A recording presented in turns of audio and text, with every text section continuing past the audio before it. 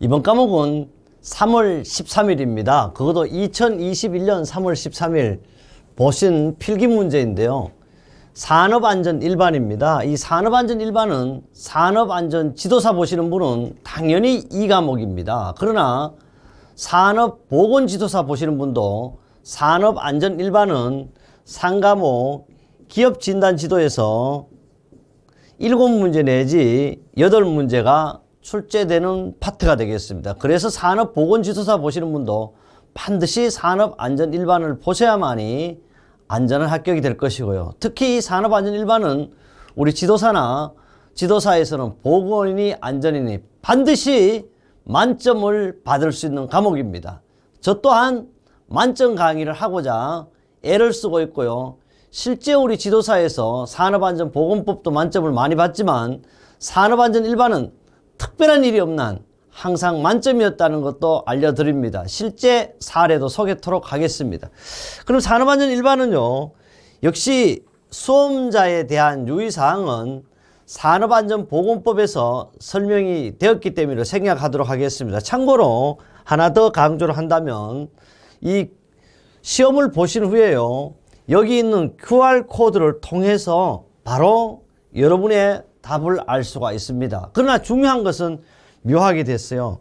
사전 설문조사 필수라 그러는데 여기 들어가시면 반드시 여러분 설문조사에 참여하게 되어 있습니다. 참여하신 후에 이제 그 다음부터 가답안이 나오는데, 가답안은 시험을 보는 즉시가 아니고 한 원래 오전에 보면요 대개 17시에 하는데 요거는 약간의 차이가 있을 수도 있습니다. 18시에 할 수도 있는데 하여튼 시험 보신 날 그날 틀림없이 가답안이 나옵니다. 그래서 시험 합격자에게는요 합격 축하 SMS 알림톡이 알림 서비스를 제공하고 있습니다. 그런데 이거는 시험 합격 날에 오는 거게 되겠습니다. 그래서 여러분도 시험 치신 후에 합격의 문자를 반드시 받도록 제가 함께 하겠습니다. 그래요. 저도 시험 보신 분 여러분의 합격을 정말 진심으로 기원하고 함께 하겠습니다. 제가 가장 못마땅한 게 이 자인데요. 수험자잖아요. 자요. 이게 사실 이렇게 놈자자를 쓰는 거예요. 사실. 그런데 이걸 가지고 어떤 분은 또 그래 사전에 보니까 사람 자자라고 이렇게 됐더라. 근데 중요한 것은 시험 보신 분 이렇게 쓰면 좋지 않나요? 저는 한 가지 예를 듭니다. 우리는 지도사잖아요. 시험 볼 때 끝난 다음에 최종 면접에 이런 걸 질문합니다. 지도사의 품격에 대한 이야기를 엄청 합니다. 그래서요 정말 사람들이 품위유지를 얼마나 하느냐 이런데 제가 음식점 예약할 때 꼭 이런 전화를 드립니다. 종후에 3분 가겠습니다. 그러면 그 전화 받는 분들이 뭐라 그래요? 3명요. 그럼 다시 제가 강조합니다. 3분이 간다고. 그건 아무것도 아니지만 우리 지도사는 최고로 존경받아야 합니다. 또 최고의 자격증입니다. 이것은 기술 자격증도 아니고 전문의 자격증이라는 것을 다시 한번 상기합니다. 그럼요 바로 1번부터 한번 시작해 보겠습니다. 1번이 산업안전 1번의 1번입니다. TWI예요. 이 TWI라는 것은 바로 초급 관리 감독자 교육입니다. 그래서 군에서도 바로 소위에서 또는 대위가 되기 위한 건가, 물론 중간에 중위도 있지만 또는 중대장이 되기 위해서는 반드시 실시하는 것이 TWI 교육입니다. 그 TWI 교육에는요 우리 항상 뭐를 시켜요? 5가지에 대한 이 교육이 아니고 4가지 교육 내용이 있습니다. 그래서 여기 보면요 JAT라고 이렇게 계속 붙였는데요, 사실은 원래 엄격하면 TWI 그 지시 작업 지시가 있어요. 그 다음에 TWR 이렇게 해야 되는데, 그래서 이걸 가지고 우리는 통상 이걸 없애고 JI, JM, JR, JS를 하거든요. 근데 여기는 조금 이제 뭐 T까지 이렇게 붙여놨는데 당장 보니까 이게 A라는 것은 보이지 않지만 이게 바로 답이 되고 있습니다. 그래서 우리는 여기서 알아둘 것은 TWI 교육훈련 내용은 첫째 JI예요. 작업 지시 방법이 있을 거예요. 그래서 작업 지도 방법, 요거는 트레이닝이라 그래가지고 아마도 훈련이라고 이렇게 쓰니까 T를 이렇게 붙여서 훈련이라 하는데, 실제는 작업 지도 기법 또는 작업 지도 방법 이렇게 해도 무난합니다. 그래서 TWI 교육훈련 4가지의 내용에 포함되지 않는 것은, 그래서 답은 벌써 1번을 찾았고요. 우리가 두 번째 작업 방법 훈련 JAB이 되겠죠. 그 다음에 작업 안전 훈련 뭐가 돼요? JS가 됩니다. 인간관계 훈련 JR이 되는 거예요. 그래서 4가지는 기업 내 정경훈련 또는 관리자 초급 교육 여러 가지 말로 하는데요. 주로 감독자 중에서도 초급 감독자를 대상으로 교육 대상자를 하면 감독자는 직무에 관한 지식이라든지 책임에 관한 지식입니다. 작업을 가리키는 능력이 있어야 되고요. 또는 작업 방법을 개선하는 기능이 있어야 됩니다. 사람을 가리키는 5가지 요건을 구비해야 하는데 전제하에 3 바로 이거예요. 작업을 가리키는 능력과 작업을 개선하는 기능과 사람을 다루는 기량을 5개 5항을 교육 내용을 하면 전체 교육 시간 통상 이 TWI는 10시간으로 합니다. 10시간을 하는데 1일 2시간씩 해서 바로 5일간 실시해요. 그래서 사실 하루에 우리는 보통 8시간 이렇게 하지만 통상적으로 TWI 교육은 2시간 정도가 하루에 가장 알맞다는 겁니다. 한 클래스는 10명 정도. 그래서 이 TWI 교육은요, 관리자를 만들기 위한 거니까 토이식과 어떻게 바로 실험법을 중심으로 하는데 오늘날은요, 안전훈련 과정을 포함하여 4개 과정으로 있어서 그래서 작업 안전이 가장 늦게 포함이 되겠죠. 지금도 오늘 또 우리도 산업안전 지도사를 보시고 산업보건지도를 보신데 사실 안전이 제일인데 TWI 교육에서도 어떻습니까? S를 제일 늦게 이렇게 포함을 시켰는 겁니다. 그래서 TWI 교육은 다음과 같다 그러는데 바로 금방 한 작업 방법 훈련 바로 JM이죠. JM, 작업 지도 훈련 JI, 인간관계 훈련 JR이에요. 그래서 마지막에 어떻게 작업 안전 훈련을 JS를 이제 한 것이죠. 이 내용은요, 우리 2017년에도 이제 출제가 됐었고요.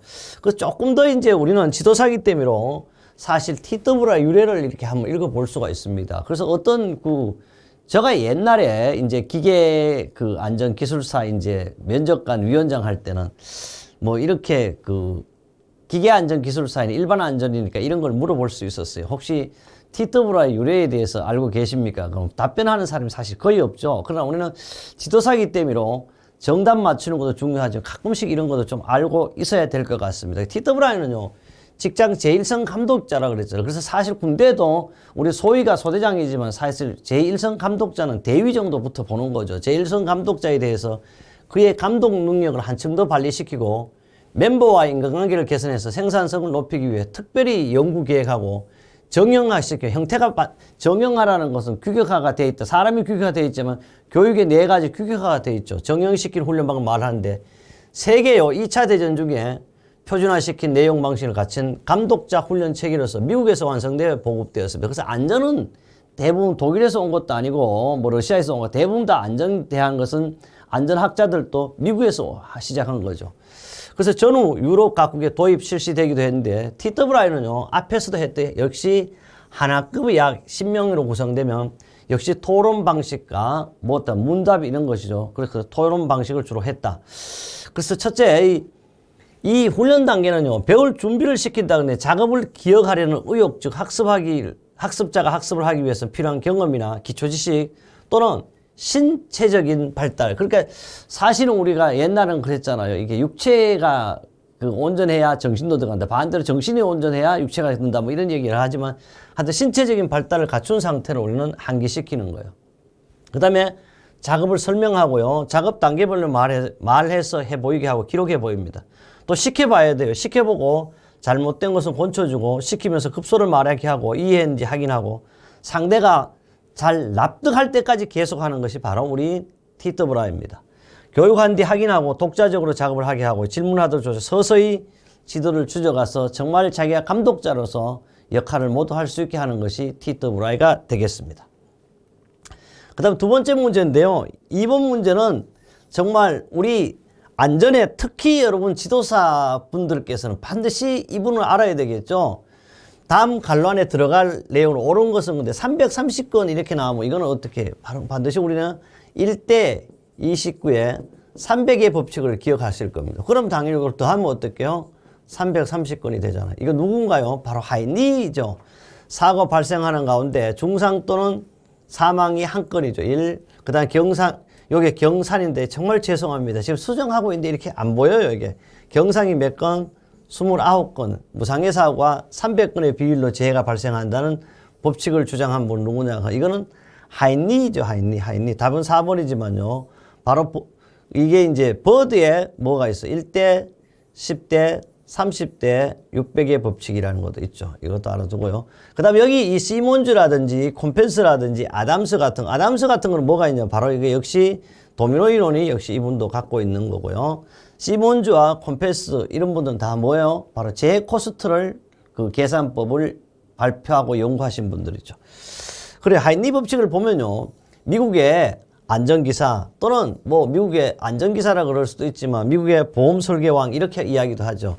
하인리가 발표한 이론으로서 한 사람은 중상자가 발생하면 동일한 원인에 29명의 경상자가 생기고 부상을 입지 않는 무상해 사고가 300번을 발생한다는 이론의 핵심은 역시 사고 발생 자체 무상해 사고를 근원적으로 예방해야 한다. 쉽게 말하면 무상해 사고가 없다면 중상해도 오지 않는다 이런 거거든요.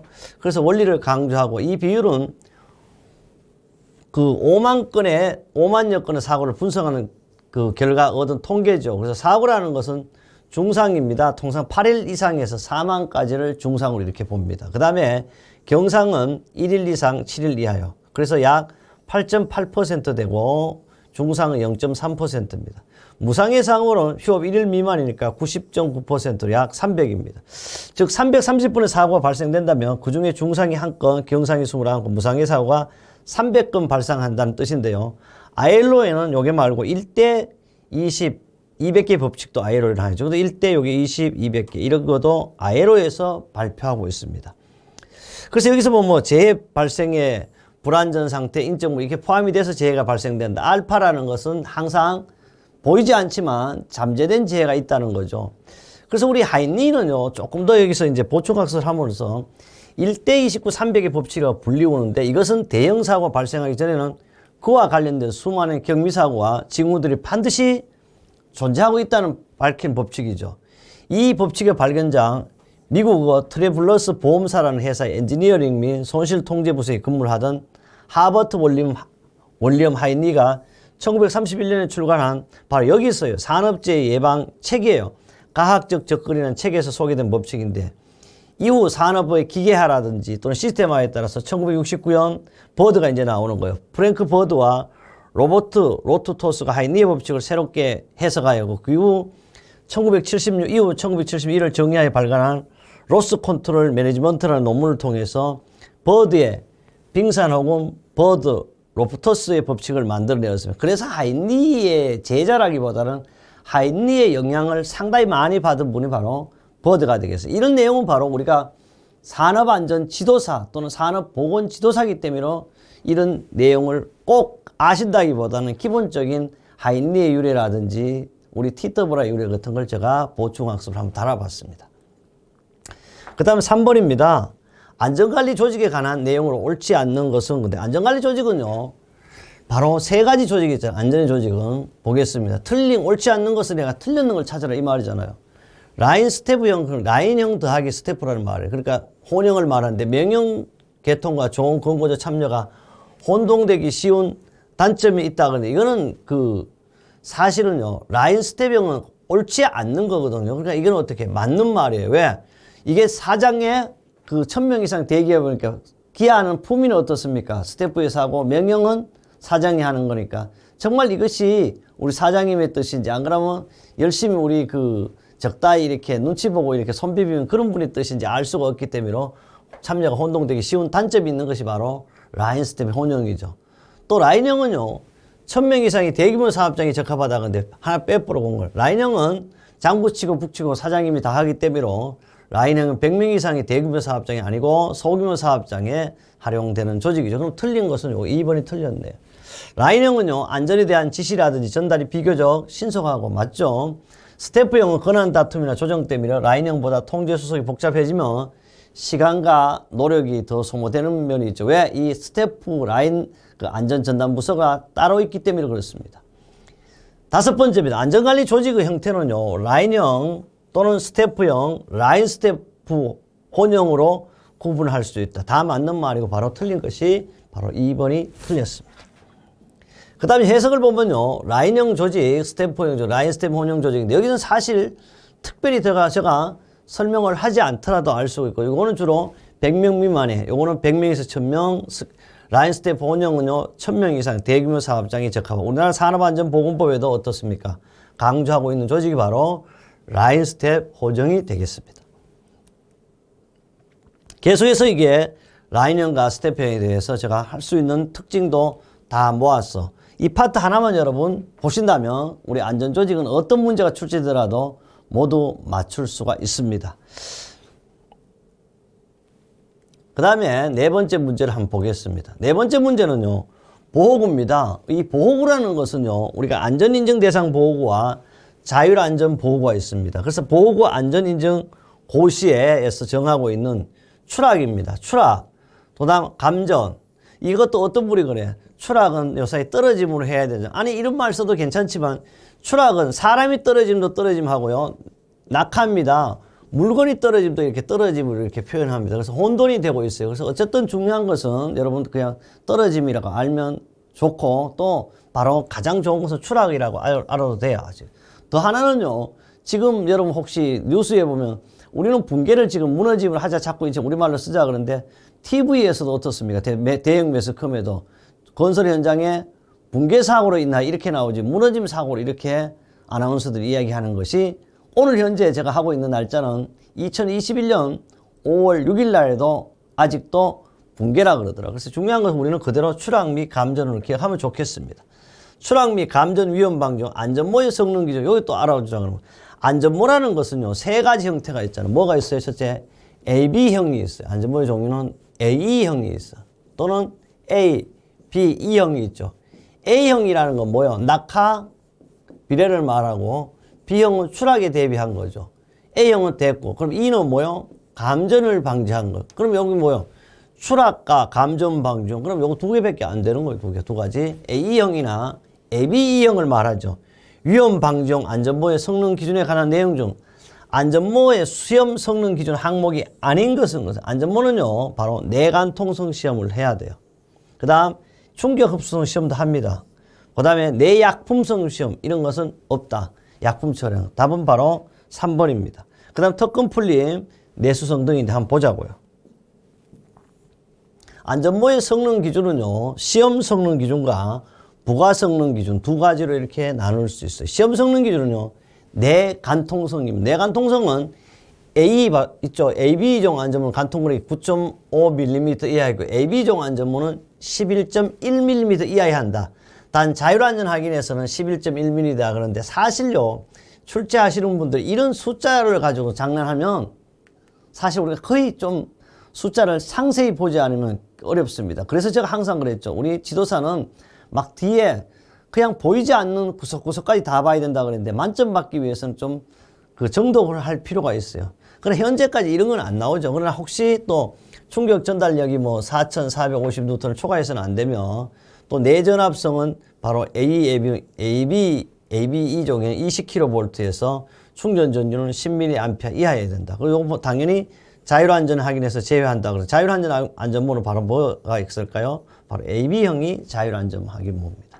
내수생은요, 물에 역시 AEAB 안전모는 질량 증가를 요거는 가끔씩 나와요. 1% 미만인데 역시 자율안전 확인에서는 제외한다. 난연성입니다. 모체가 불꽃을 내면 5초 이상 연소되지 않아야 하고요. 턱근 풀림 150N 이상 250N 이하는 턱근이 풀려야 하고요. 그 다음에 부가 성능 기준은 두 가지예요. 측면 변형 방어와 금속 용융밀 분사 방어가 있습니다. 그래서 측면 변형 방어는 40mm에서 잔여 변형은 15mA 이내가 돼야 되고요. 금속 용융물 분사 방어는 10mm 이상의 변형이 없고 관통되지 않아야 되겠습니다. 그 다음에 다섯 번째 문제예요. 다섯 번째 문제는요, 산업안전보건법령상 대여자 등이 안전조치 등을 해야 하는 게 뭐냐 하면, 기계도, 기구도, 설비도, 건축물 등에 해당하는 것을 모두 골라라 그랬어요. 이거는 바로 어디에 나와요? 제가 항상 법을 잘해야 돼. 법에 있는 내용이잖아요.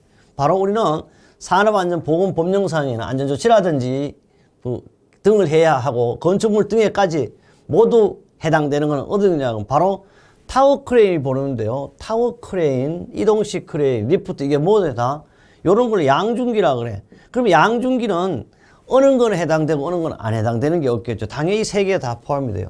그렇다면요, 고소자급 때도 사실은 상당히 위험하거든요. 그래서 이것도 포함이 돼요. 일단 답은 바로 네 개 다 있는 게 5번이 됩니다. 그렇다면요, 이 문제를 어디에 있는지 한번 보겠습니다. 바로 제81조라고 그래서 81조, 여기 보면 더 한 번 더 볼까요? 이건 어디냐 그러면 산업안전보건법 시행령입니다. 산업안전보건법 시행령 보면 제81조 기계기구 등 대여자의 조치예요. 대통령으로 정하는 기계기구 설비 또는 건축물 타인에게 대여하거나 대여받는 자는 필요한 안전조치라든지 반드시 보건조치를 해야 합니다. 대여자 등이 안전조치 등을 해야 하는 기계기구 등 81조에서 대통령으로 정하는 기계기구 설비 건축물 등이고 별표 20일에 따른 기계기구 설비 및 건축물을 말한다. 바로 이게 뭐요? 산업안전보험 시행령 별표 20일. 대여자 등이 안전조치 등을 해야 하는 기계기구 설비 건축물을 바로 여기 나와 있는 25가지. 그럼 우리가 있는 첫째 뭐가 나왔어요? 타워 크레인 나왔어요. 또 쭉 가서 이동식 크레인도 나왔어요. 그 다음에 있는 것이 뭐 리프트가 나왔죠. 그 다음에 고소 작업대 있잖아요. 근데 중요한 것은 이 25가지가 바로 대여 등을 반드시 할 때는 안전조치 등을 해야 하는 기계도 있고 기구도 있고 설비도 있고 건축물도 있어. 이런 모두가 다 바로 우리는 기계 등의 대여자 등의 조치사예요. 그래서 뭘 잘 알아야 된다? 바로 법을 잘 알아야 된다. 그래서 우리 그래서 법을 알면 사실 다 한 50%는 합격했다고 봐도 됩니다. 그 다음에 6번째입니다.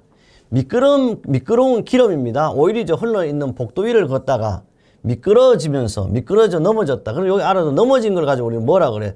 지금은 넘어짐이라고 그래 써도 되는데 이걸 가지고 우리는 전도라고 지금 이야기해요.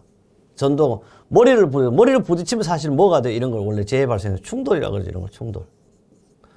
부딪혔습니다. 왜? 충돌이라는 것은 알아둘 게 있어. 누가 주체돼? 사람이 반드시 주체가 되는 거죠.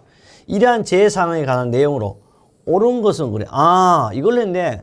가해물은 뭐고 기인물은 뭐고 바로 사고 유형은 뭐냐 그래. 바로 사고 유형은 제가 뭐라 그랬어. 여기서 넘어졌는 거 넘어졌으니까 뭐가 되겠어? 전도가 되겠네. 전도.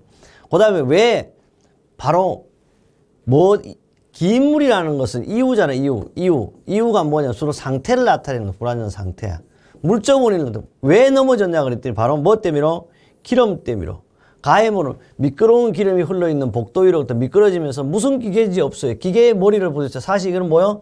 충돌이에요. 그건 누가 주체돼서? 사람이에요. 아, 그럼 기계다. 그럼 이 3번이 알아둘 게 있어요. 가해물은 항상 뭐가 되는 거면 실제 사람이 어디에 서 있는 물체에 부딪히는 거. 이런 걸 가지고 우리는 가해물로 보면 되겠죠. 또 이런 경우도 있지만 물체가 사람에게 오는 경우도 있어요. 이런 것도 바로 가해물이 될 수 있어요. 기계가 되겠고 기인물은 기름이고 사고용은 뭐다? 전도가 되겠습니다. 그래서 기인물과 가해물을 한 번 더 본다면요. 재해 발생의 주 원인이면 재해를 가져오게 한 근원이 되는 기계라든지 장치라든지 물건 또는 환경, 불안전 상태를 포함하고요. 가해물은 직접 사람에게 접촉하여 피해를 주는 기계, 장치, 물 또는 역시 환경인데 주로 가해물은요. 직접 사람에게 접촉하는 것이죠. 그래서 여기 정작업을 하니까 기인물은 정이죠. 여기 있으니까. 그래 여기 정이 안 가잖아. 그러니까 이게 기인이고 가서 때리니까 뭐가 돼? 파편이 가해물이 되는 거죠. 여기도 마찬가지입니다. 이 크레인 아니면 크레인하고 크레인은 가만히 있으니까 크레인인데 얘 와서 직접 얘를 떨어지니까 뭐다? 짐이 되겠죠. 가해물은 매단 짐이 되겠습니다. 그 다음 7번째입니다. 7번째 공기 중요 연소 범위가 가장 넓은 것은 다시 말하면 연소라는 것은 다른 폭발로 할 수 있다. 그런데 실제 연소라는 것은 정상적인 게 불이 타는 거예요. 이로운 거죠. 이걸 연소를 가지고 우리는 뭐라고? 화재라고 그럴 수도 있죠. 화재. 범위가 가장 넓은 것은 근데 이 사실 가장 넓은 것은 어딜 봐야 되냐 하면 폭발 하한값과 사실 상한값을 알고 있어야만 돼요. 근데 막연하게 이러면 잘 모르면요. 꼭 알아둘 게 있습니다. 우리는 원래 아세틀린이 가장 넓어요. 아세틀린 하한값이 2.5, 상한값이 81이래요. 그래서 우리는 위험도를 계산할 때는 하한분의 상한 빼기 하한이에요. 그렇다면 이렇게 했는 게 바로 2.5분의 81 빼기 2.5 이렇게 하면 답이 나오잖아요. 이것이 숫자가 큰 것이 어떻게? 숫자가 큰 것이 가장 위험하다는 거예요. 그럼 아세틀린이 지금 있다고 없어요. 근데 수소가 있어요. 수소가 4에서 75. 그러니까 여기 수소 같으면 4분의 75 빼기 4 이렇게 해야 되겠죠. 그 다음에 또 뭐가 있어요? 암모니아가 있어요. NH4가 있겠죠. 여기 암모니아는요. 지금 여기 없지만 여기까지 얼마 안 돼요. 그래서 메탄이 있어요. 메탄. 5에서 15니까 이건 할 것도 없잖아. 15 빼기 5니까 역시 얘보다는 월등히 작죠. 그래서 답이 바로 수소를 이렇게 찾을 수 있는데 중요한 것은 이것도 찾아야 되지만 바로 여기 위험도도 계산할 줄 알아야 되겠습니다. 그 다음 이게 이제 좀 더 이제 상세히 이제 하기 위해서 뭐 연소 범위의 정리 이렇게 해놨고요. 또 리사틀리 법칙이라든지 채소 산소 농도 같은 할 수 있는 내용을 모두 다 여기 포함시켜 두었습니다. 그러나 여기까지 이번 시간에 안 오더라도 바로 뭐다 위험도 정도는 기억했으면 좋겠습니다. 그 다음에 뭐 산소 몰 농도까지 상세하게 했습니다. 8번째인데요. 비행기가요 30m 떨어진 곳에서 음압 소리가요 140dB이라면 300m 떨어진 곳에 음압은 몇 데시벨이라고 하는데 단 조건은 동일하다고 하는데 알아둘 게 있어요. 음압 계산은요, 우리 dB2라는 것은 dB1 빼기 20 로그 5분의 D1, D2라는 어떻게 음압 계산 어쨌든 공식을 반드시 기억하고 있어야 되겠죠. 그 공식을 기억하는데요. 그럼 실제 원래 음압이 얼마냐 하면 먼저 또 140dB, 140dB. 그러면 20 로그라고 그랬거든요. 알아둘 것은 반드시 처음 떨어진 곳에서 얼마? 30m. D1. 마지막에 떨어진 것이 후에 떨어져 300m. 그렇게 하니까 바로 120dB입니다. 그래서 이거는 우리가 어떻게 할 수 있다? 실제 할 수도 있지만 계산기를 갖고 갈 수가 있어요, 없어요? 반드시 계산기를 갖고 간다면 자동적으로 넣으면 바로 답도 뭐가 나와요? 120dB이 그냥 나올 것이다. 그래서 이 공식은요, 소음을 내는 기계로부터 거리가 D2만큼 떨어지는 거 소음 계산 바로 dB1은 20 로그 5분의 D1, D2가 되겠습니다. 그래서 D1은 뭐 떨어진 곳의 소음을 말하고 D2는 떨어진 곳의 역시 소음기계로부터 떨어진 곳의 소음이. 그러니까 처음에서 나중에 이렇게 기준이 되는 음압, 구하고자 하는 음압 이렇게 구별할 수 있습니다.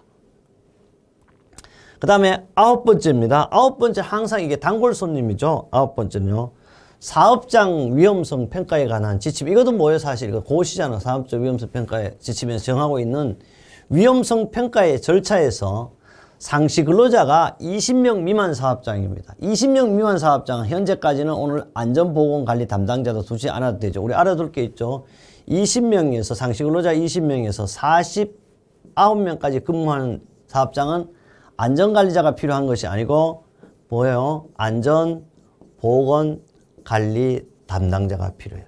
그래서 우리가 지도사 자격시험에 합격하면 여러분 이제 기술 지도라든지 안전관리 지도를 하시면 이런 사업장 20명 이상 사업장에도 다 하실 수가 있습니다. 그래서 지도사라는요 자격 취득 후 지도사가 되신 분이 실제 놀고 계신 분도 혹시 있겠지만 그렇지는 않을 겁니다. 그래서 제가 이제 조금 가장된 표현을 한다면 수천억을 버는 분들도 있고 그냥 밥 굶는 분도 있을 겁니다. 그래서 이런 것은 여러분의 능력입니다. 그래서 20명 미만 사업자 할 수 있다는 거예요. 경우 건설공사 같은 것은요. 총 공사금액 20억 미만의 건설공사의 경우 생략할 수 있는 절차는 그런데 바로 위험성 평가는 20명 미만일 때는 평가 대상과 선정, 사전 준비, 근로자의 자격과 관계된 위해 위험 요인 파악. 그런데 파악된 위험 요인별 위험성을 추정, 요거는 생략할 수 있어요. 이제 바로 법에 있는 걸 확인하겠습니다. 위험성 감소 대책의 수립 및 실행이라든지 위험성 평가 실시 내용 및 결과에 관한 기록이라든지 한번 보시면요. 위험성 평가의 절차예요. 이게 이제 사업장 위험성 평가에 관한 지침에 그대로 있으니까요. 제8조 위험성 평가의 절차면 사업주는 위험성 평가를 다음의 절차에 따라 실시해야 한다. 다만 상시 근로자 20명 미만, 총 공사금액 20억 미만의 건설공사의 경우 다음과 중 메토를 3호를 생략할 수 있다. 그래서 3호예요. 그래서 출제하시는 분들도요. 사실 거의 그렇게 법에 있는 걸 그대로 베껴서 내는 출제가 가장 쉽습니다. 왜? 의제가 없잖아요. 그래서 출제하시는 분들이 뭐 생각하고 이렇게 하면 예를 들어 요놈을 꼭 3번보다 1번에 갖다 놓든지 4번에 갖다 놓으면 잘 모를 경우인데 왜 순서대로 딱 해서 평가 대상 선정 등 사전 준비, 근로자의 자격과 관계된 위험 파악. 그래서 또 요것도 여기도 1호를 생략할 수 있다든지 뭐 5호를 생략 이렇게 만들어도 여기도 역시 3호를 생략할 수 있다 이렇게 딱 만들어놨죠. 어쨌든 중요한 것은 바로 우리 위험성 평가의 절차에 있다. 그 다음에요. 드디어 10번째 문제입니다. 우리 25번째 문제 중에 10번째 문제.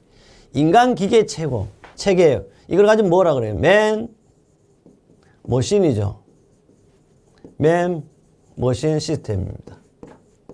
맨머신 시스템에서요, 신뢰도요, 믿음이죠. 유지 방안 중 피드백 제거 방식 안 되니까 갔다가 다시 돌아오는 걸 가지고 우리는 뭐라 그래요? 피드백 제어 방식이라고 그랬어요.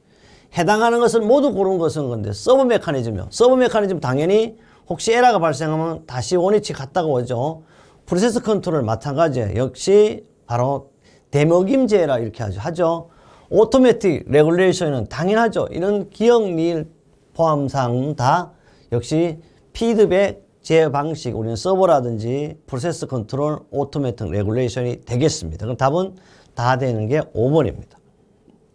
그런데요, 피드백 제어라는 거 한마디로 말한다면 이렇게 우리가 여기서 세 가지가 포함되어 있지만 제어량을 측정한 목표값과 비교해 차이를 적당한 정정 신호를 변화해 제어 장소에 되돌리면 제어량을 목표량과 일정해질 때까지 수정 동작을 하는 자동 제어다. 이건 다시 그래서 우리 소 같은 대세김, 대먹임 이렇게 이야기도 하죠. 이 통상이 이거는 전기공학이라 그러는데 요사이는 뭐 AI 시스템 발전 전기뿐만 아니고 기계, 전기, 전자 어디에 다 되죠. 피드백은 주로 출력 결과를 입력 원인에 되돌리는 말하고요. 어떤 조작을 실시하는 경우를 생각했을 때 그 조작의 입력과 출력이 있어 출력 입력이나 조작의 양에 영향을 미치는 구조가 있을 때 우리를 그걸 가지고 공학적으로 풀이한 걸 가지고 우리는 피드백 제어 시스템 이렇게 얘기할 수 있습니다. 그래서 피드백을 반복함으로써 목표치에 접근하는 제어 방법 우리는 피드백 제어라고 이렇게 이야기할 수 있습니다. 우리 시험은요, 우리 3과목이니까 몇 분 답, 3과목을 동시에 이렇게 문제를 나눠주죠. 그래서 총 과목은 90분 안에 끝내야 돼요. 그래서 어떤 분이 그래요. 한 과목 그럼 30분씩에 해당되는데 30분 딱딱 과목을 문제지를 나눠주죠. 그렇지 않습니다. 3과목을 동시에 나눠줘요. 그래서 1과목에 여러분 30분을 써도 좋고 1시간을 써도 괜찮아요. 이 3과목을 그 시간 90분 안에만 푸시면 됩니다. 그래서 벌써 제가 30분을 강의했어요. 그래서 지금 10번까지 했는데 바로 11번부터 25번까지 남았습니다. 약간의 휴식을 하려고 그래요. 왜? 다음 강을 준비하기 위한 거고요. 그래서 우리 연습은 실전은 연습처럼 하기 위해서 약간 쉬었다가 계속해서 만점을 받을 수 있는 강의를 준비토록 하겠습니다.